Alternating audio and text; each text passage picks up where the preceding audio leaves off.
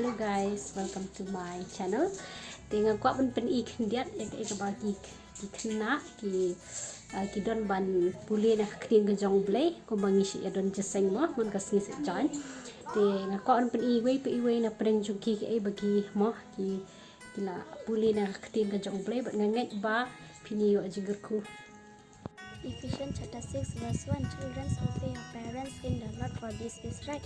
Piki kun to kungu ya la kini kita how try nama kani kalong kabadiken. Ephesians chapter 5 verse 22 and 23. But the fruits of the spirit is love, joy, peace, patience, kindness, and goodness, faithfulness. Verse 23. Self-control against such thing there is no law. Ephesians chapter 6 verse 1. Children, obey your parents in the Lord, for this is right. Ephesians chapter 6 verse 1. Children, obey your parents in the Lord, for this is right.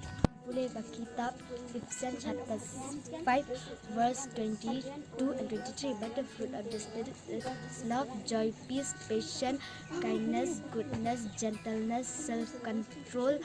Against such thing is no law.